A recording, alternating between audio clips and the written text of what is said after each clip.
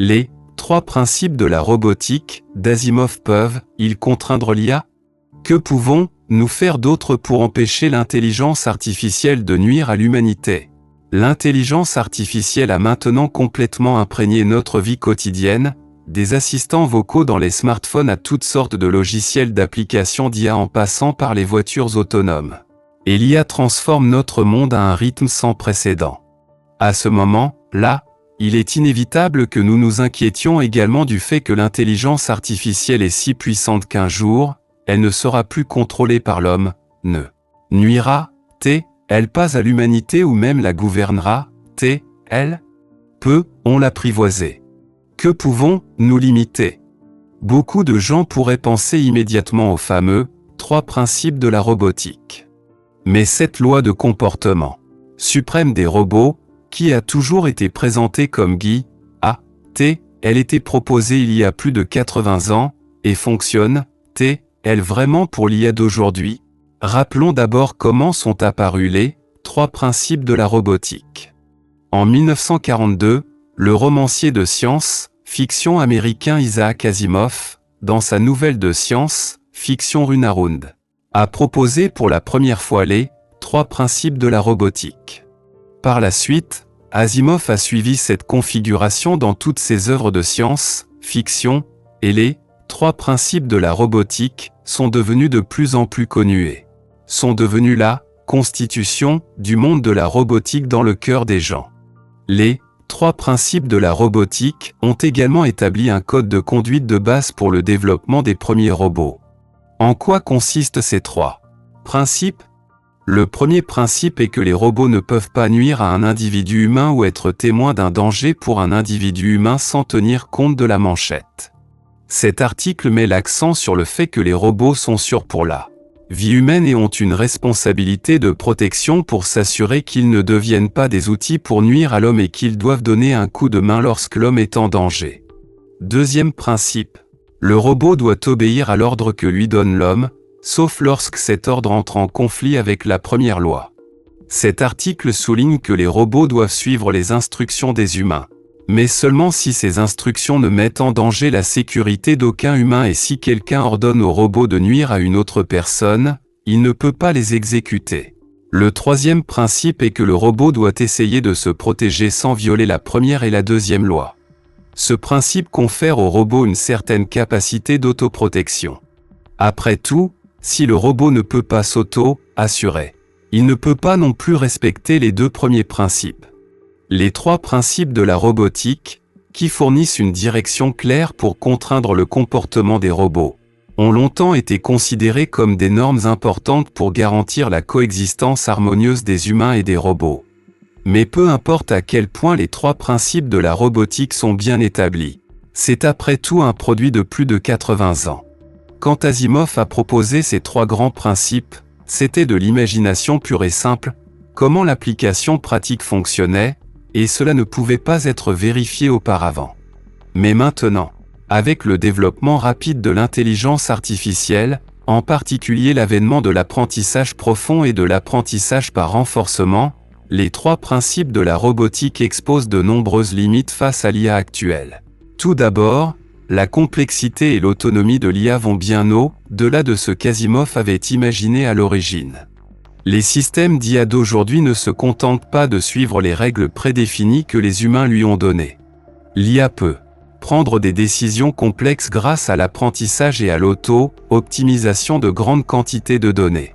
Prenons l'exemple d'une voiture autonome, qui, en cours de route, rencontre diverses conditions routières et soudaines, nécessitant des décisions en temps réel. Dans certains cas extrêmes, il peut ne pas y avoir de solution entièrement conforme aux trois principes de la robotique. Par exemple, lorsqu'il s'agit d'une collision inévitable, il s'agit de donner la priorité à la protection des occupants de la voiture ou d'éviter les piétons. Face à cette situation, les trois principes de la robotique, il est également difficile de donner des directives claires. Deuxièmement, la capacité d'apprentissage et d'évolution de l'IA rend son comportement imprévisible. Par exemple, certaines IA de reconnaissance d'images, pendant l'entraînement, peuvent produire des résultats de reconnaissance incorrects pour certaines images en raison de biais de données. Au moment de l'application pratique, cela peut entraîner de graves conséquences. Et, à mesure que l'IA continue d'évoluer, elle pourrait également dépasser les limites de règles prédéfinies que les humains lui ont données. Pour résumer, le comportement de l'IA, avec un certain degré d'imprévisibilité, et le caractère aléatoire, rendent également les 3 principes de la robotique difficiles à contraindre efficacement. Troisièmement, les scénarios d'application de l'IA sont de plus en plus vastes et complexes, impliquant différents domaines et contextes culturels. Et il y a certaines différences entre les pays et les régions en ce qui concerne les définitions, les valeurs et les normes éthiques de l'être humain. Ce qui entraîne un nouveau problème, les pays et les régions du monde entier ont du mal à appliquer uniformément les 3 principes de la robotique. Par exemple, certains peuples pensent que les intérêts collectifs priment sur les intérêts individuels, tandis que d'autres mettent davantage l'accent sur les droits individuels. Ainsi, différents pays et régions pourraient devoir adopter des règles différentes pour lier l'IA. C'est aussi un problème que les 3 principes de la robotique ne peuvent pas résoudre. Étant donné que les 3 principes de la robotique présentent de nombreuses lacunes en matière de contrainte de l'IA, quelles sont les nouvelles façons de lier l'IA et de veiller à ce qu'elle se développe dans l'intérêt de l'humanité? Nous pouvons commencer par ces aspects. Le premier est le niveau technique. Nous pouvons adopter la technologie, et explicable, pour rendre le processus décisionnel de l'IA plus transparent et compréhensible. Lorsque l'IA prend une certaine décision, nous pouvons clairement savoir sur quelles données et algorithmes elle est basée, quelles conclusions elle tire. Cela nous permet d'identifier les problèmes potentiels à temps et renforce la confiance humaine dans l'IA. Il est également possible d'utiliser la formation antagoniste pour renforcer la capacité de l'IA à résister à divers risques et éviter que l'IA ne soit exploitée par des criminels. Ensuite, la dimension juridique. Les gouvernements et les organisations internationales devraient mettre en place des lois et des réglementations qui clarifient les responsabilités et les obligations des développeurs et des utilisateurs d'IA. L'intelligence artificielle a été développée et utilisée par des êtres humains. Et lier légalement les responsables est synonyme de oui, et dans une certaine mesure, de lier l'IA. La troisième est la dimension éthique et morale. L'éthique et la morale sont l'âme intérieure qui conditionne l'IA. Nous devons injecter les bonnes valeurs et l'éthique dans l'IA, afin qu'elle suive les conceptions morales de l'humanité dans le processus de prise de décision. Par exemple, dans le domaine médical, l'IA doit respecter la vie privée des patients et protéger leurs droits et intérêts lorsqu'elle aide au diagnostic et au traitement. Dans le domaine militaire, il est impératif d'interdire explicitement le développement d'armes de l'IA capables de tuer de manière autonome et d'éviter que l'IA ne conduise la guerre entre les êtres humains à une situation totalement hors de contrôle. Le quatrième est le niveau réglementaire.